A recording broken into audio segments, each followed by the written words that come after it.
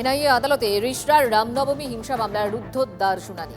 সরকার পক্ষ এবং অভিযুক্ত আইনজীবীর বাইরে কেউ যাতে উপস্থিত না থাকে সেই মর্মে আবেদন অপরূপা পোদ্দারের স্বামী শাকির আলীর আইনজীবীর। আপত্তি জানাননি এনআইএর আইনজীবীও। অভিযুক্তের আইনজীবীর আবেদন মঞ্জুর বিচারক অনুপম মাইতি। আরও একবার আপনাদের জানাই, এনআইএ আদালতে রিশরার রামনবমী হিংসা মামলার রুদ্ধদ্বার শুনানি।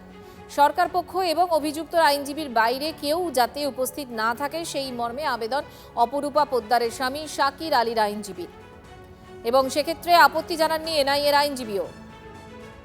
অভিযুক্তর আইনজীবীর আবেদন মঞ্জুর বিচারক অনুপম মাইতি।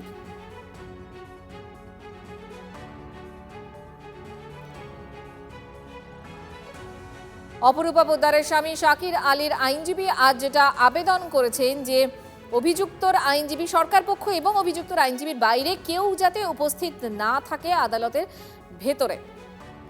সুজয় আমাদের সঙ্গে রয়েছে। সুজয়, এক্ষেত্রে শাকির আলীর আইনজীবী তিনি ঠিক কি বলতে চেয়েছেন, কি আবেদন করেছেন এবং আদালতের পর্যবেক্ষণই বা কি ছিল?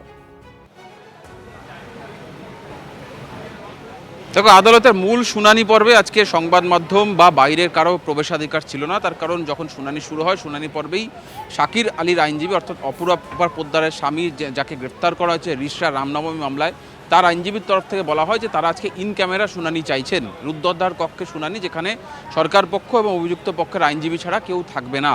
তার মধ্যে বিশেষ করে উল্লেখ করা হয় যে সংবাদ মাধ্যমের কোনো প্রতিনিধি যেন আদালত কক্ষে উপস্থিত না থাকে। অর্থাৎ শুনানি পর্বে সরকার পক্ষ বা অভিযুক্ত পক্ষ কি অভিযোগ সামনে আনে সেই অভিযোগটা যাতে সংবাদ মাধ্যমে না যায় বা জনমানুষের কেউ জানতে না পারে, সে কারণে ইন ক্যামেরা আজকে শুনানি আবেদন করা হয়। বিচারকও তাদের আবেদন মেনে নিয়েছেন, এমনকি সরকার পক্ষ অর্থাৎ এনআইএর তরফ থেকেও আবেদন অর্থাৎ অভিযুক্তদের আবেদন সেটা নিয়ে তারা কোনো প্রশ্ন করেনি। ফলে সংবাদ মাধ্যম আজকে নেই। তবে সূত্র মারফত যেটা জানা যাচ্ছে যে তদন্ত সহযোগিতা করেননি এই শাকির আলী, তাকে নতুন করে তাকে জেল হেফাজতের পাঠানোর আবেদন করা হচ্ছে এবং জেলে গিয়ে জেরা করতে চান তদন্তকারীরা, সেই আবেদন করা হচ্ছে। এর আগের দিন যখন তাকে প্রথম গ্রেফতার করে নিয়ে আসা হয়েছিল, সেদিনই বলা হয়েছিল যে রামনবমী হিংসার মূল মাস্টার মাইন্ড এই শাকির আলী। সে ঘটনার আগে বৈঠক করেছিল বেশ কয়েকজনকে নিয়ে এবং উদ্দেশ্যপূর্ণভাবেই রামনবমীর মিছিলে হামলা চালানো হয়েছিল।